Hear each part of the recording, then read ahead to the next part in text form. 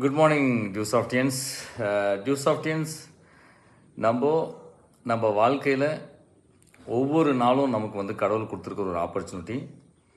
அந்த ஒவ்வொரு நாளும் நம்ம சரியாக பயன்படுத்தினா ஒரு நாள் கண்டிப்பாக நம்ம ஜெயிச்சிடலாம். அதுக்கப்புறம் நம்ம ஜெயிச்சிட்டே இருக்கலாம். என்ன ஃபார்முலா அப்படின்னு கேட்டிங்கன்னா, ஃபார் எக்ஸாம்பிளுக்கு ஒரு காட்டுக்குள்ளே ஒரு ஆசிரமம் இருக்குது. அந்த ஆசிரமத்தில் நிறைய பேர் இருக்காங்க, சீடர்கள்லாம் கற்றுட்ருக்காங்க, குருக்கிட்ட கல்வி கற்றுட்ருக்காங்க. திடீர்னு ஒரு நாள் குருக்கு உடம்பு சரியில்லை. நைட்டு ஒரு 10 மணி ஆகிடுது, உடம்பு சரியில்லை. அவருக்கு நெஞ்சை பிடிச்சிட்டு படுத்துட்டு கத்துறாரு.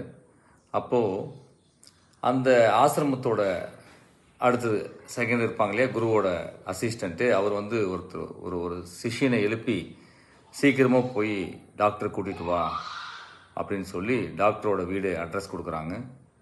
அதுக்கு அந்த பையன் சொல்கிறான், ராத்திரி 10 மணிக்கு நான் எப்படி போகிறது அப்படின்னு. கையில் ஒரு டார்ச் லைட் கொடுக்குறாங்க. அந்த டார்ச் லைட் வந்து அடித்து பார்க்குறான். 10 மீட்டருக்கு வழி தெரியுது.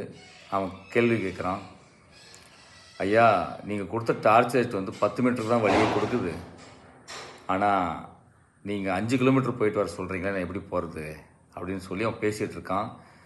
அப்போ அவனுக்கு புரிய வைக்க முடியாதுன்னு சொல்லிட்டு இன்னொரு சீடனை கூப்பிட்டு, தம்பி நீ போயிட்டு இந்த அட்ரஸ்ஸு டாக்டரை கூட்டிகிட்டு வா, இந்த டார்ச் லைட்டுன்னு சொல்லிட்டு அவன் கையில் டார்ச் லைட்டு கொடுக்குறாங்க. ஒரு 1 ஹவரில் அந்த பையன் டாக்டரை கூட்டிட்டு வந்துடுறான். ட்ரீட்மெண்ட்லாம் முடிஞ்சிடுது.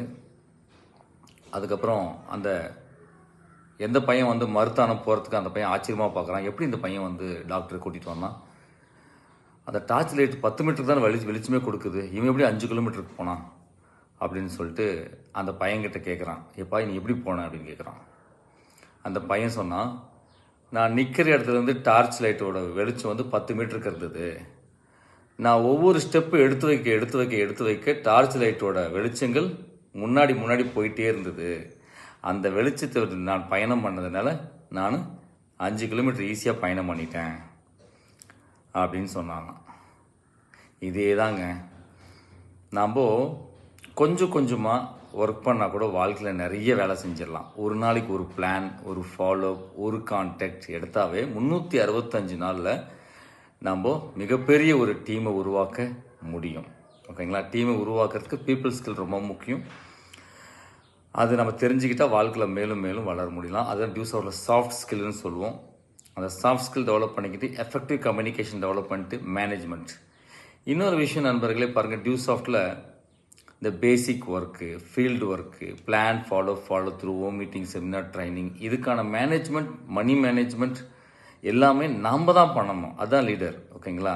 அதெல்லாம் நாம் தான் பண்ணணும். இது அடுத்தவங்கள்ட்ட எதிர்பார்க்கக்கூடாது. இது எல்லாமே நாம் தான் பண்ணால் நம்ம மிகப்பெரிய ஒரு இடத்துக்கு வர முடியும். ஓகேங்களா? ஸோ அதனால் நம்ம இன்னும் இருக்கிற நாட்களில் நம்ம கொஞ்சம் கொஞ்சமாக மூவ் பண்ணோம்னா நிறைய சக்ஸஸ் நம்மளுக்கு கிடைக்கும். ஒரு நாளைக்கு 24 மணி நேரம் நம்மக்கிட்ட டைம் இருக்குது. அந்த 24 மணி நேரத்தில் நம்ம ப்ரொடக்டிவிட்டியாக ஒரு 5 to 6 ஹவர்ஸ் ஒர்க் பண்ணால் போதும். அந்த ஒர்க் மிகப்பெரிய ஒரு வெற்றியை நம்மளுக்கு கொடுக்கும். புரியுதுங்களா? ஸோ 24 மணி நேரமும் ஒர்க் பண்ண அவசியம் இல்லை. 24 மணி நேரத்தில் ப்ரொடக்டிவிட்டியாக ஒரு 4 to 5, இப்போ செமினார் டைம்ன்றது 5 to 6 ஹவர்ஸ் பண்ணால் போதும். வரப்போகிற அனுராக் சார் வர BMW செமினாரில் ஒரு மிகப்பெரிய கேதரிங்கை உங்களால் கிரியேட் பண்ண முடியும். ஒரு மிகப்பெரிய டீமை உருவாக்கி நீங்களும் ஒரு டீம் மேனேஜ்மெண்ட் பண்ணுற அளவுக்கு நீங்கள் வளர முடியும். வாழ்த்துக்கள். ஜெய் டியூசாஃப்ட், ஜெய் ஹிந்த்.